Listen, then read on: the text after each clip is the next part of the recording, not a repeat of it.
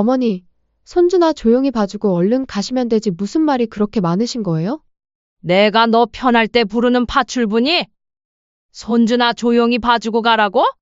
나는 가족이니까 그래도 나름 편의도 봐주고 걱정돼서 말한 건데, 그게 그렇게 스트레스가 되었구나?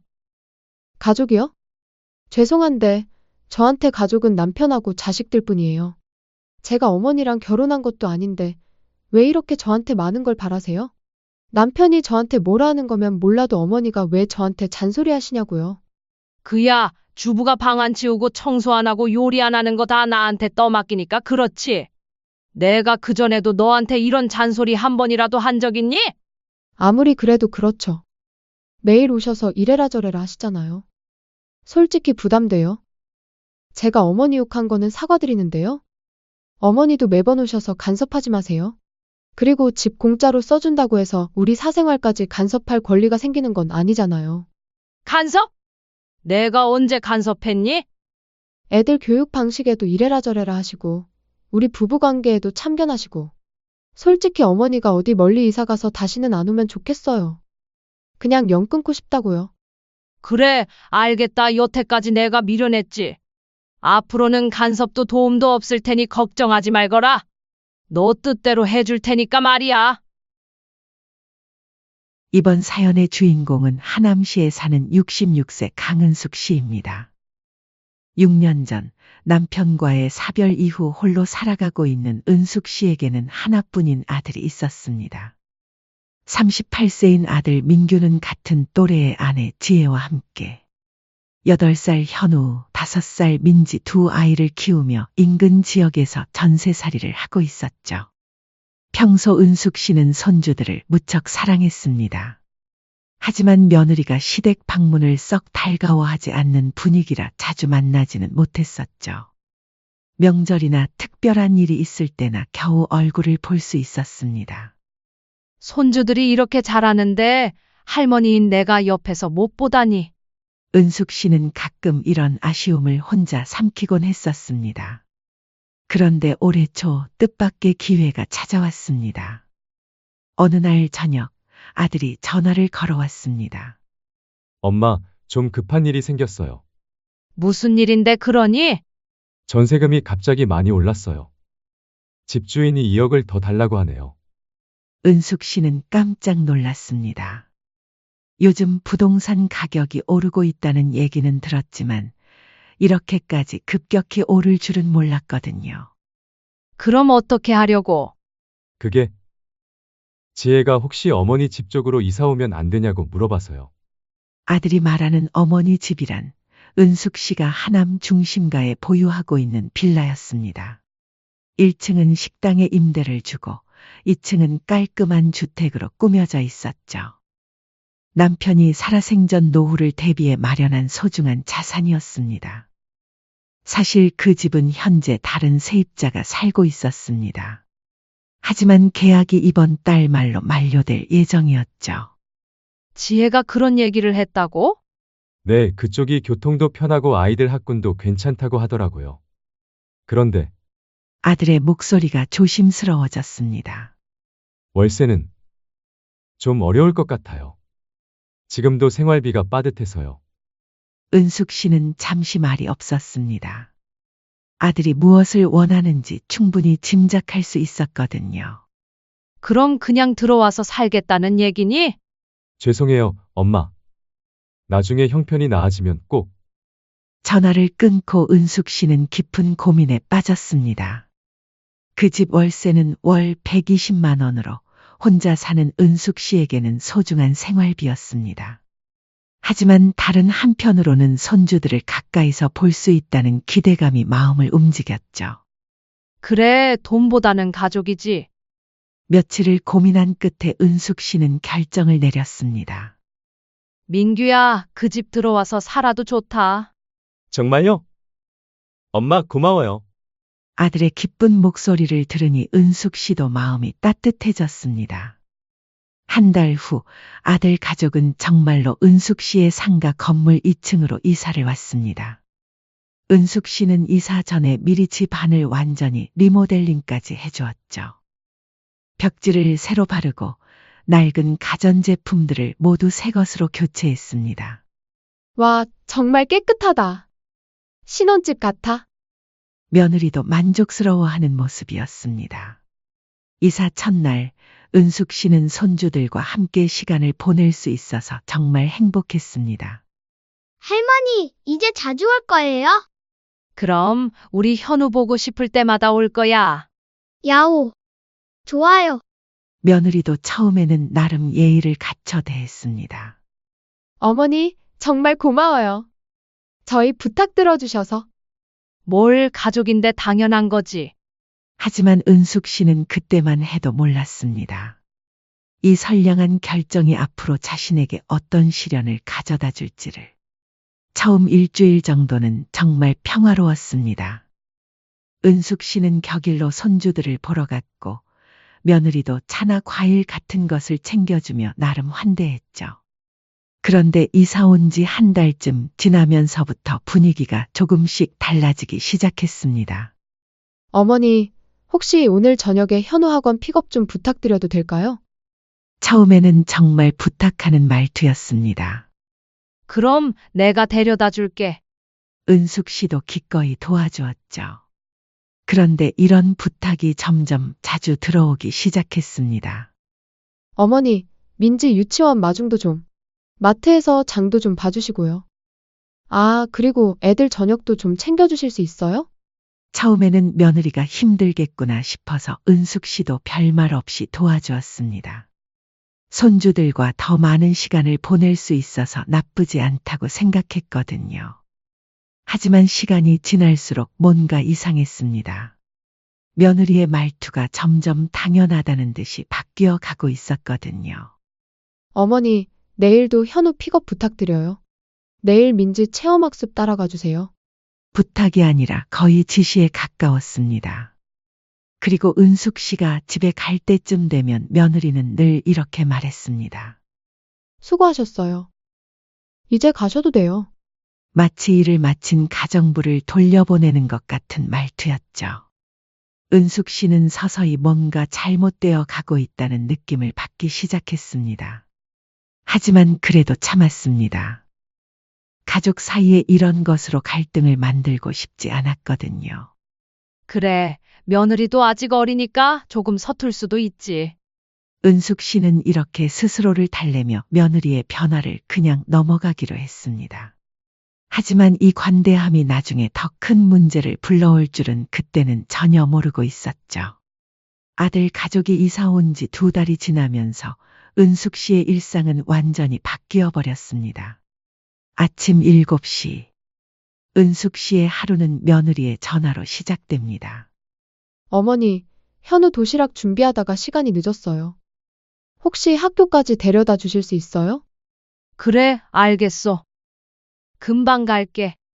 은숙 씨는 서둘러 옷을 입고 아들네 집으로 향했습니다. 이제는 나이가 있어 아침마다 뛰어다니는 것이 쉽지는 않았지만 최대한 부탁을 들어주려 했었죠. 하지만 며느리는 고맙다는 인사 한마디 없이 현우를 내보내며 말했습니다. 늦지 않게 데려다 주세요. 그리고 오후에 민지 유치원 마중도 부탁드려요. 이미 다음 일까지 예약하는 거였죠. 점심시간이 되면 또 전화가 옵니다.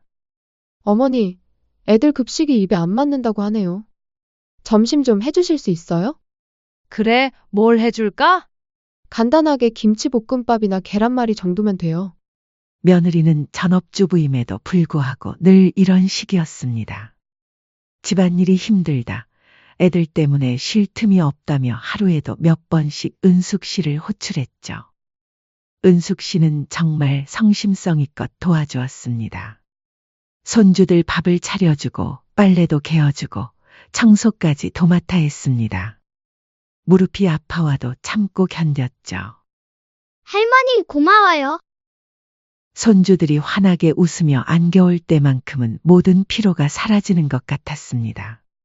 하지만 며느리의 태도는 점점 더 당연하다는 듯이 변해갔습니다. 어머니, 내일 마트에서 이것저것 좀 사다 주세요. 며느리가 건넨 메모지에는 빼곡히 적힌 장보기 목록이 있었습니다. 쌀 20kg, 생수 2박스, 각종 생활용품들. 은숙 씨는 무거운 짐들을 들고 2층까지 올라가야 했습니다. 숨이 차고 무릎이 아팠지만 며느리는 문도 열어주지 않았죠. 거기 놓고 가세요. 현관 앞에 짐을 내려놓고 가라는 것이었습니다. 어느 날은 더욱 기가 막힌 일이 있었습니다. 어머니, 오늘 친구들이 집에 놀러 와요. 혹시 커피랑 케이크 좀 준비해 주실 수 있어요? 응? 친구들이? 네, 맘카페에서 알게 된 엄마들이에요. 제가 요리를 잘 못해서. 내가 무슨 파출부라도 되는 듯이 말하는구나. 아시잖아요. 제가 할 수 있는 거면 제가 했죠. 한 번만 부탁드려요. 주부가 요리 못하는 게 자랑이다 그래. 어머, 어머니 요즘 어디 가서 그런 말 하면 욕 먹어요. 그런 말 함부로 하지 마세요. 주부라고 꼭 요리를 잘해야 하나요? 그럼 주부가 뭐 하는 건데? 그냥 이것저것 집 지키는 거죠. 제가 있으면 활기도 있고요. 에휴, 그냥 말을 말자. 며느리가 자신의 친구들 접대까지 시어머니에게 시키려 하는 걸 보고 나름의 선을 지키려 했습니다. 그런데 정말 기가 막힌 일은 따로 있었습니다. 어느 날 은숙 씨가 혈압약을 먹고 어지러움을 느껴 며느리에게 전화를 걸었습니다. 지혜야, 미안한데 오늘 몸이 좀 안 좋아서. 혹시 약국에서 소화제 좀 사다 줄 수 있겠니? 그런데 며느리의 대답은 차가웠습니다. 어머니, 오늘 애들 학원 스케줄이 너무 빡빡해서요. 내일 가시면 안 돼요?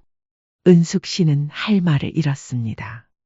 평소에는 사소한 일로도 매일 불러대더니 정작 자신이 아플 때는 이렇게 냉정하게 거절하다니.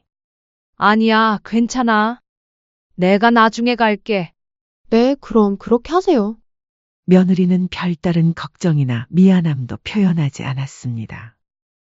결국 은숙 씨는 어지러운 몸을 이끌고 혼자 병원에 가야 했죠. 그런데 바로 다음 날 며느리에게서 또 전화가 왔습니다. 어머니, 현우가 갑자기 열이 나는 것 같아요. 혹시 병원에 데려가 주실 수 있어요? 제가 오늘 중요한 약속이 있어서. 은숙 씨는 어이가 없었습니다.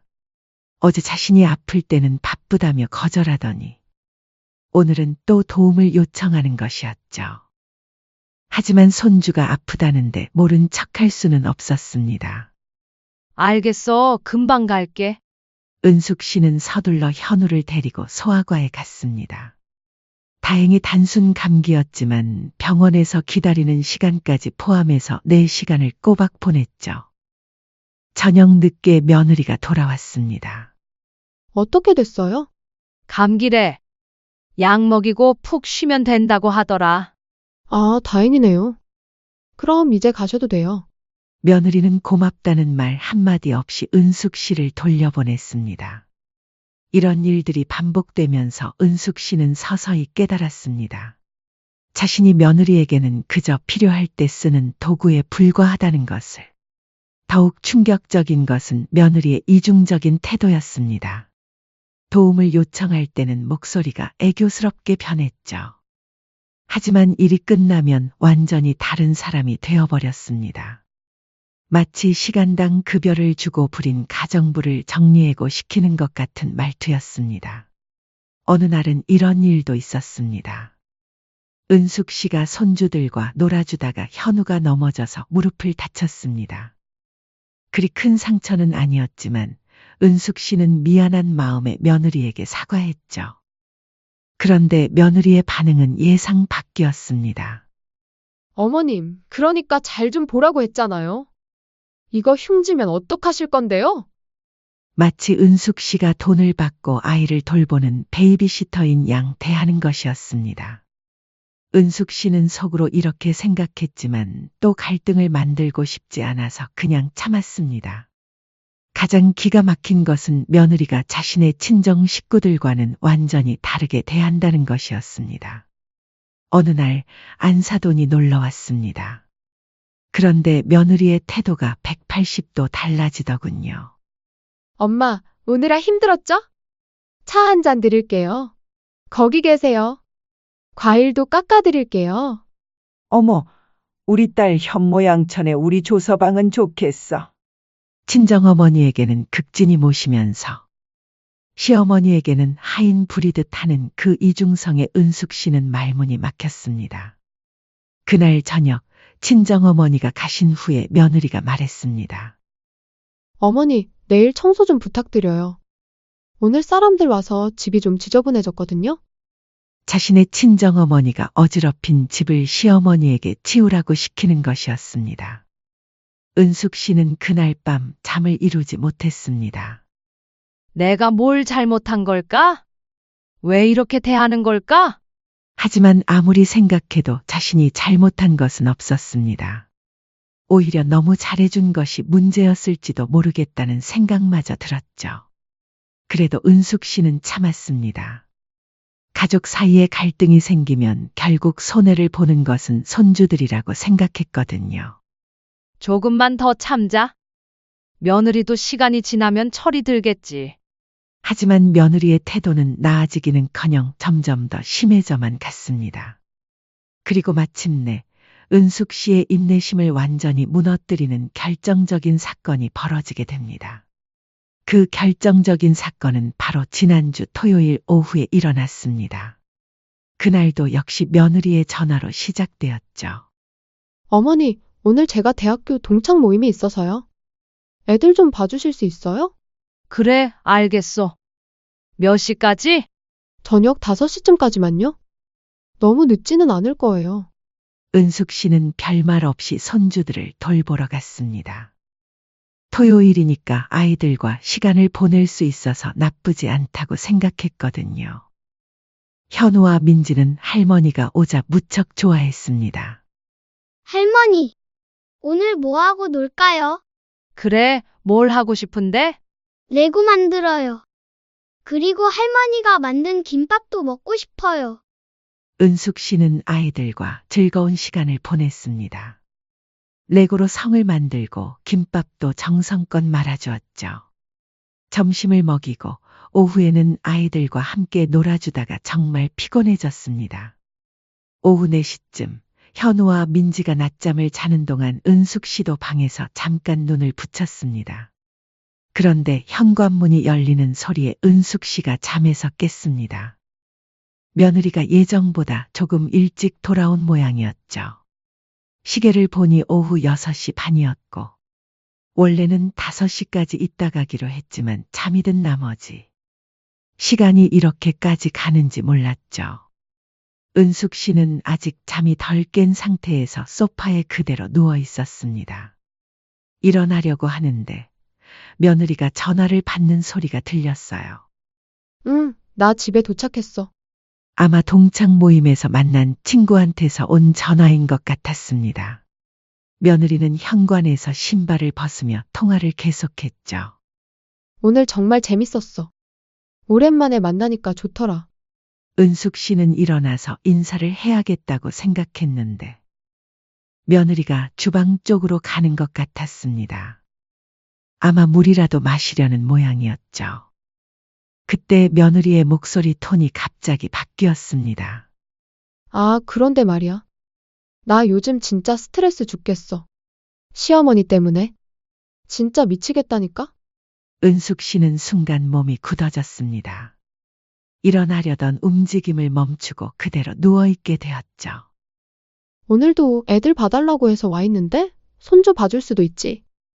그런데 맨날 이래라 저래라 참견하고 간섭해서 짜증나 죽겠어. 며느리의 목소리는 점점 더 큰 불만으로 가득해졌습니다. 노인네 빨리 죽었으면 좋겠어. 은숙 씨는 귀를 의심했습니다. 진짜 너무 오래 사는 것 같아? 언제까지 우리 목에 매달려 있을 거야? 친구가 뭔가 말하자 며느리가 계속했습니다. 그리고 집 들어올 때도 보니까 이전 세입자 빼면서 쪼잔하게 월세 못 받는다고 아쉬워하더라고. 겨우 그거 가지고. 진짜 노인네들이 왜 이렇게 돈에 욕심이 많은지 모르겠어. 죽어서도 돈 싸들고 지옥 갈 기세야. 친구가 말리는 것 같았지만 며느리는 멈추지 않았습니다. 뭐가 너무해? 솔직한 거지. 매일 와서 감시하고 우리 살림살이 훤히 들여다보고 집 공짜로 써준다고 우리를 뭘로 보는 거야? 그리고 애들한테도 자꾸 할머니가 최고라고 세뇌시키려고 해. 진짜 꼴도 보기 싫어. 누가 보면 지가 나은 줄. 은숙 씨는 온몸이 떨리기 시작했습니다. 지금까지 자신이 한 모든 일들이 며느리에게는 그저 감시이고 간섭이었다니. 솔직히 시어머니 없으면 우리 얼마나 자유로울까. 생각만 해도 속이 시원해져. 며느리는 한참을 더 험담을 계속했습니다. 요즘 노인들 너무 오래 살아서 문제야. 우리도 우리 인생 살아야지. 언제까지 늙은이 뒷바라지만 할 거야? 은숙 씨는 더 이상 들을 수가 없었습니다. 조용히 자리에서 일어나 방문을 열고 나왔습니다. 지혜야, 며느리가 깜짝 놀라며 뒤를 돌아봤습니다. 전화기를 든 채로 얼굴이 새하얗게 질렸죠. 어머니? 언제부터 계셨어요? 방금 전 통화 다 들었어. 며느리는 잠시 당황한 기색을 보였지만 곧 전화를 끊고는 오히려 당당한 표정을 지었습니다. 아, 그게. 친구랑 이런저런 얘기하다 보니까? 내 욕한 거 아니니? 다 들었다니까. 죽을 때 돈 싸들고 갈 거라고? 그래, 돈 싸들고 가려고 한다. 왜? 어머니, 일단 진정하시고 제 얘기 좀 들어보세요. 너 같으면 진정이 되겠니? 어머니, 솔직히 제 입장도 생각해 주셔야죠. 맨날 집에 와서 이것저것 잔소리만 하고 왜 방 안 치웠냐? 주부가 요리 못하면 어떡하냐 이런 소리나 하고. 스트레스 안 받겠어요? 원인 제공은 전부 어머님이 하신 거잖아요. 내가 아무 때나 불쑥 찾아온 거니? 너가 손주 봐달라 해서 온 거잖니? 그럼 손주나 조용히 봐주고 얼른 가시면 되지 무슨 말이 그렇게 많으신 거예요? 내가 너 편할 때 부르는 파출부니? 손주나 조용히 봐주고 가라고? 나는 가족이니까 그래도 나름 편의도 봐주고 걱정돼서 잔소리도 한 건데. 그게 그렇게 스트레스가 되었구나? 가족이요? 죄송한데 저한테 가족은 남편하고 자식들 뿐이에요. 며느리의 목소리에는 조금의 미안함도 없었습니다. 제가 어머니랑 결혼한 것도 아닌데 왜 이렇게 저한테 많은 걸 바라세요? 남편이 저한테 뭐라 하는 거면 몰라도 어머니가 왜 저한테 잔소리 하시냐고요. 그야, 주부가 방 안 치우고 청소 안 하고 요리 안 하는 거 다 나한테 맡기니까 그렇지. 내가 그전에도 너한테 이런 잔소리 한 번이라도 한 적 있니? 아무리 그래도 그렇죠. 매일 오셔서 이래라 저래라 하시잖아요. 솔직히 부담돼요. 제가 어머니 욕한 거는 사과드리는데요. 어머니도 매번 오셔서 간섭하지 마세요. 그리고 집 공짜로 써준다고 해서 우리 사생활까지 간섭할 권리가 생기는 건 아니잖아요. 간섭? 내가 언제 간섭했니? 애들 교육 방식에도 이래라 저래라 하시고 우리 부부 관계에도 참견하시고 며느리는 오히려 목소리를 높였습니다. 솔직히 어머니가 어디 멀리 이사 가셨으면 좋겠어요. 그럼 우리도 편하게 살 수 있을 텐데요. 그냥 좀 거리를 두고 지냈으면 해요. 그래, 알겠다. 여태까지 내가 미련했지. 앞으로는 간섭도 도움도 없을 테니 걱정하지 말거라. 너 뜻대로 해줄 테니까 말이야. 은숙 씨는 더 이상 할 말이 없었습니다. 아무 말 없이 가방을 들고 현관으로 향했죠. 그날 밤부터 은숙 씨의 마음은 완전히 바뀌었습니다. 며느리가 원했던 대로 이제 정말 거리를 두고 살기로 결심한 것입니다. 다음 날 일요일 아침, 은숙 씨는 평소보다 일찍 일어났습니다. 그리고 곧바로 전화기를 들었죠. 부동산 중개사 김 과장에게 전화를 걸었습니다. 20년 넘게 알고 지낸 사이라 일요일에도 연락이 가능했거든요. 김 과장님, 저 은숙이에요. 아, 은숙 씨. 일요일 아침에 웬일이세요? 급한 일이 있어서요. 제가 가진 빌라 금매로 내놓고 싶어요. 네? 그 건물 말씀이세요? 아드님네가 살고 계신. 맞아요. 최대한 빨리 팔고 싶어요. 김 과장은 잠시 놀란 듯 했지만 오랜 단골이라 별다른 질문 없이 응해주었습니다. 알겠습니다. 그런데 금매로 내놓으시면 시세보다 좀 낮게 나갈 수도 있는데 아시죠? 상관없어요. 빨리 처리되는 게 중요해요. 그럼 내일 월요일부터 바로 매물 올리겠습니다. 전화를 끊고 은숙 씨는 창밖을 바라보았습니다. 맑은 가을 하늘이 펼쳐져 있었지만 은숙 씨의 마음은 얼음처럼 차갑고 단단했습니다. 며느리가 원한 대로 해주마. 멀리 떨어져서 자유롭게 살라고 했으니까. 월요일부터 김 과장은 정말 발 빠르게 움직였습니다. 하남 중심가라 문의하는 사람들이 제법 있었거든요. 그런데 화요일 오후 며느리에게서 전화가 왔습니다. 어머니, 주말에 그냥 가시더니 연락도 안 주시네요. 삐지셔서요? 제가 사과드릴 테니 마음 푸세요. 마치 아무 일 없었다는 듯한 목소리였습니다. 애들이 할머니 보고 싶어 해요. 언제 오실 거예요? 은숙 씨는 차갑게 대답했습니다. 내가 거길 왜 가니? 왜 그러세요, 어머님? 너도 알잖니? 내가 부담스럽다고 했으니까 거리 두고 지내자고 했잖아. 며느리는 잠시 당황한 듯 했습니다. 어머니, 그건? 제가 순간적으로 화가 나서 한 말이에요. 너무 진지하게 받아들이지 마세요. 아니야. 내 진심이었을 거야. 정말 아니에요. 어머니 없으면 애들도 많이 보고 싶어 할 텐데. 그건 내가 알아서 해. 나는 이제 간섭 안 할게. 며느리가 뭔가 더 말하려 했지만 은숙 씨는 전화를 끊어버렸습니다. 수요일에 김 과장에게서 연락이 왔습니다. 은숙 씨, 벌써 매수 희망자가 나타났어요. 현금 거래 가능한 분이라 계약도 빨리 진행될 것 같고요. 정말요? 얼마예요?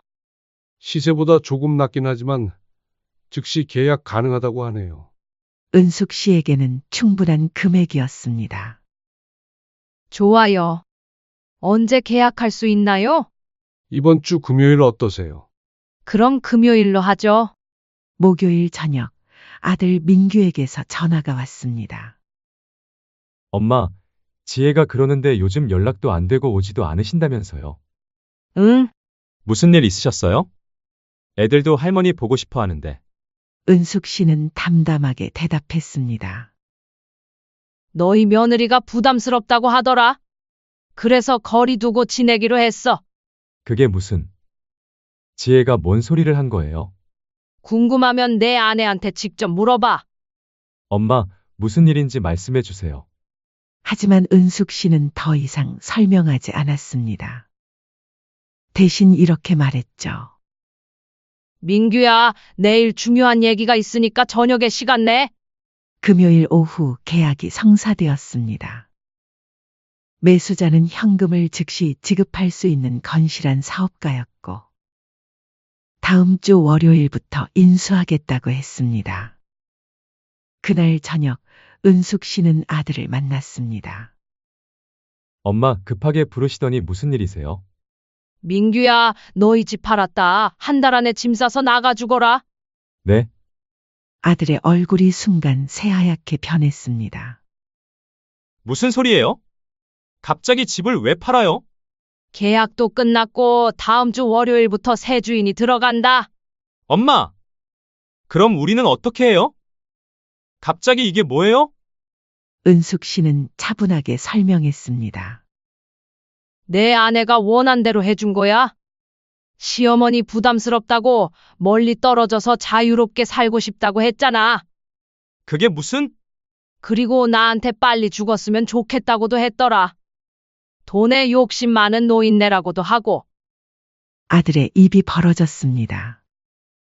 아들은 한참 동안 아무 말도 하지 못했습니다. 그럼 우리는 정말 어떻게 해야 해요? 갑자기 나가라고 하면? 그건 너희가 알아서 해. 나는 이제 상관없는 일이다. 엄마! 이렇게까지 하시는 건 너무하잖아요. 그때 은숙 씨가 처음으로 목소리를 높였습니다. 너무한 건 누구야? 내가 6년 동안 혼자 살면서 얼마나 외로웠는지 알아? 그런데도 너희 눈치 보느라 자주 가지도 못했어. 엄마, 집도 공짜로 내어주고 매일 가서 손주들 돌봐주고 집안일까지 해줬는데 그런 나한테 빨리 죽으라고? 돈에 욕심 많다고? 은숙 씨의 목소리가 떨렸습니다. 내 아내가 원한 대로 해준 거야. 이제 정말 멀리 떨어져서 살 거니까 자유롭게 살아. 그 주말 며느리가 급하게 전화를 걸어왔습니다.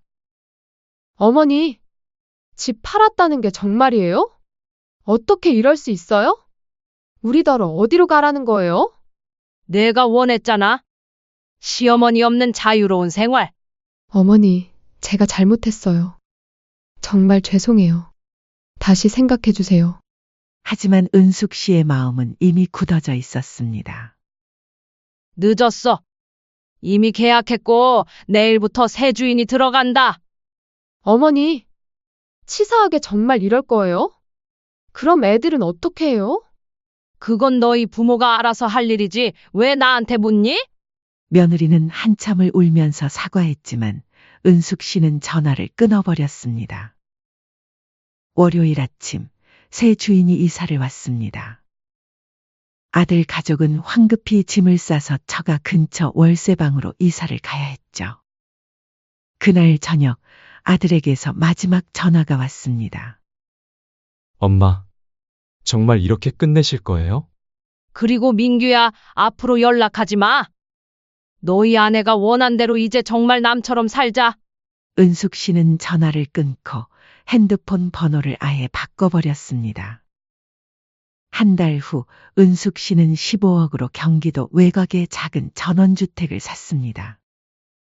마당에는 꽃밭을 만들고 작은 텃밭도 꾸몄죠. 이제 더 이상 누군가의 부탁에 휘둘리지 않습니다.